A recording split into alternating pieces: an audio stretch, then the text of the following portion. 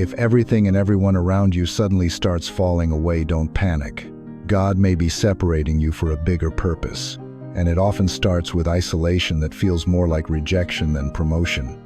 But this hidden process is how He removes distractions, dead weight, and even people you thought were permanent, so He can deal with you directly. Just like He did with Moses in the wilderness before He sent him to Pharaoh. When you're chosen, comfort becomes your enemy. And if you're experiencing a sudden disconnection from friends, circles, or even church communities, it might not be punishment, it's preparation. Because before God multiplies your influence, He purifies your environment. And that's sign number 1. Divine disconnection, where the people you once leaned on can no longer carry the weight of your next assignment. And it hurts. But so did Joseph's pit, and yet it was necessary for him to reach Pharaoh's palace. Genesis 50:20. The second sign is a deep inner unrest, not anxiety, but a holy discomfort. With your current situation, you're functioning, but unfulfilled, successful on the outside, but empty within. Because God is shifting your spirit before He shifts your circumstances. And what once excited you now exhausts you because your anointing is evolving.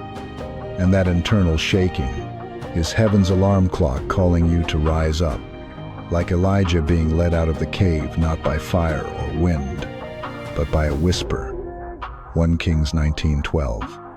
Then comes the third sign, closed doors that once were wide open opportunities drying up, plans falling apart. Relationships that made sense suddenly make none at all. And while you're tempted to fight it, understand, this isn't sabotage, it's sovereignty. Because when God blocks a path, it's not rejection, it's redirection. And every closed door is protecting you from something your eyes can't see yet. Proverbs 3-5-6. The fourth sign is exposure. God will begin to reveal hidden truths about the people, places, or patterns you were attached to. And it will shock you how much was happening behind the scenes while you were spiritually asleep.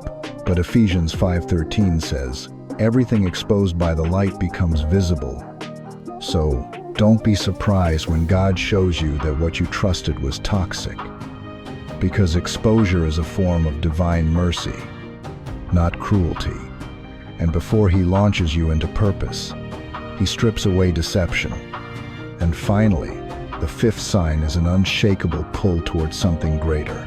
You may not even know what it is yet, but your spirit knows there's more.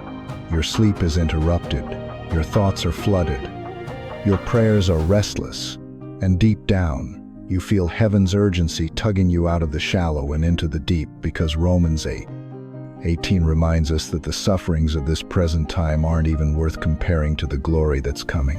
So if you're feeling stretched, pushed, or even abandoned, know this: you're not being punished, you're being positioned.